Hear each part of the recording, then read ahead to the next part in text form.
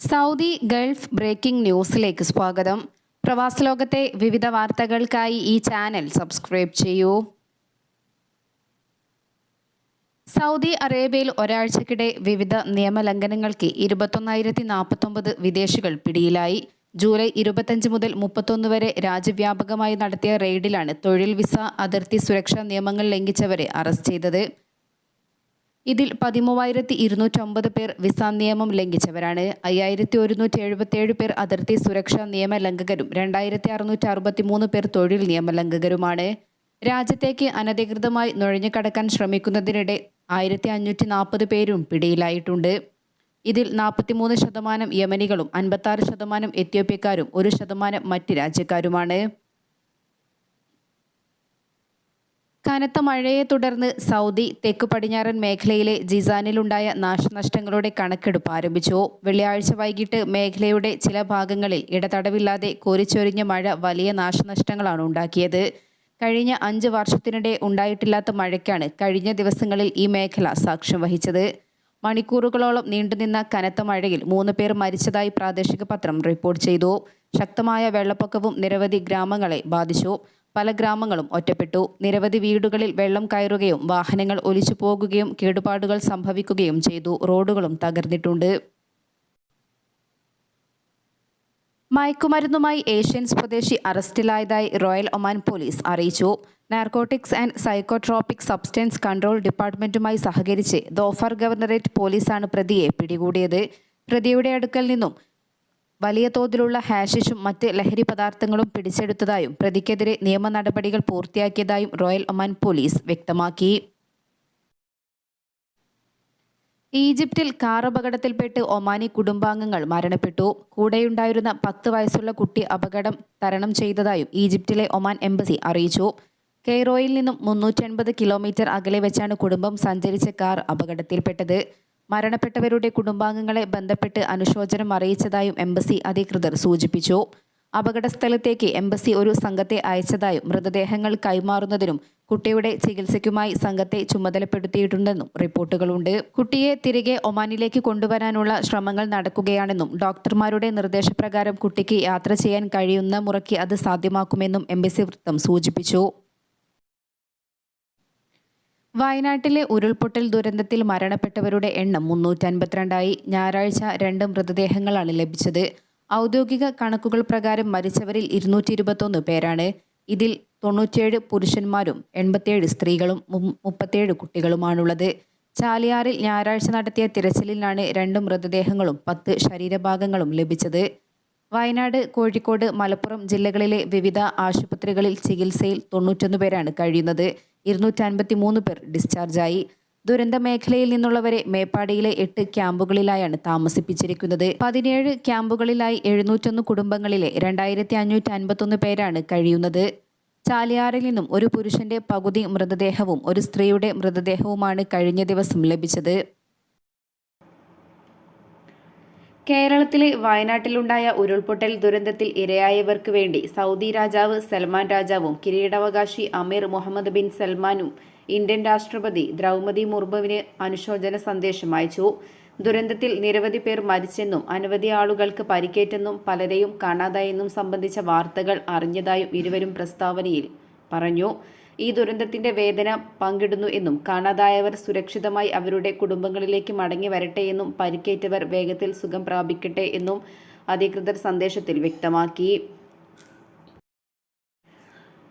Residency നിയമങ്ങൾ ലംഘിച്ച് രാജ്യത്ത് കഴിയുന്ന പ്രവാസികൾക്ക് പൊതുമാപ്പ് നൽകുന്ന കാര്യത്തിൽ സ്മാർട്ട് സംവിധാനങ്ങളും ആർട്ടിഫിഷ്യൽ ഇന്റലിജൻസും ഉപയോഗിക്കുമെന്ന് federal authority four identity and citizenship, customs and port security acting director അറിയിച്ചു. നിയമങ്ങൾ ലംഘിച്ച് രാജ്യത്ത് കഴിയുന്നവർക്ക് പിഴയില്ലാതെ സ്റ്റാറ്റസ് ക്രമപ്പെടുത്തുന്നതിനുള്ള അവസരമാണ് പൊതുമാപ്പിലൂടെ നൽകുന്നത്.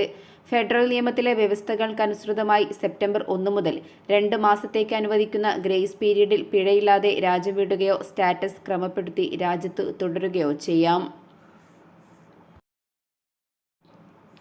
അബുദാബിയിൽ വെച്ച് മരണപ്പെടുന്ന പ്രവാസികളുടെ തുടർ നടപടികൾക്ക് വേണ്ടിയുള്ള ഫീസ് ഒഴിവാക്കി.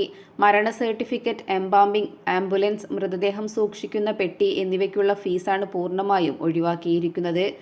എംബാമിങ്ങിന് 1106 ദിർഹം, ആംബുലൻസ്, മൃതദേഹം സൂക്ഷിക്കുന്ന പെട്ടി എന്നിവയ്ക്ക് 1209 ദിർഹം, മരണ സർട്ടിഫിക്കറ്റിന് 103 ദിർഹം എന്നിങ്ങനെയാണ് ഈടാക്കിയിരുന്നത്.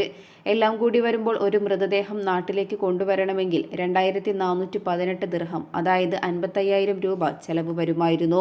ഇതാണിപ്പോൾ ഒഴിവാക്കിയിരിക്കുന്നത്. കഴിഞ്ഞ ദിവസം മുതൽ ഇത് സംബന്ധിച്ച നിയമം പ്രാബല്യത്തിൽ വന്നു.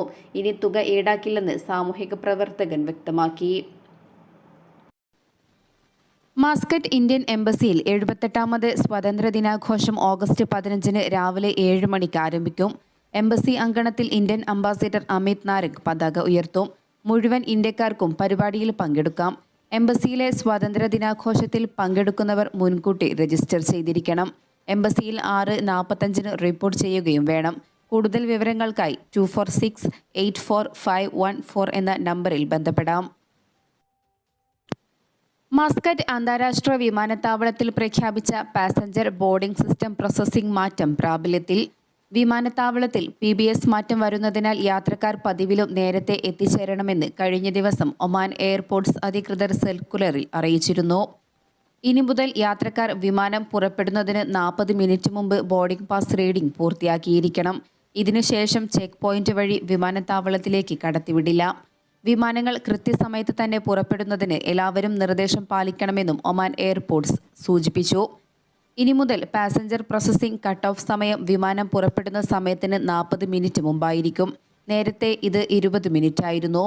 വിമാനത്താവളത്തിലെ യാത്രക്കാരുടെ അനുഭവവും പ്രവർത്തനക്ഷമതയും വർദ്ധിപ്പിക്കുന്നതിനുള്ള തുടർച്ചയായ ശ്രമങ്ങളുടെ ഭാഗമായാണ് പാസഞ്ചർ ബോർഡിംഗ് സിസ്റ്റം പ്രോസസ്സിംഗിൽ മാറ്റം കൊണ്ടുവന്നത്.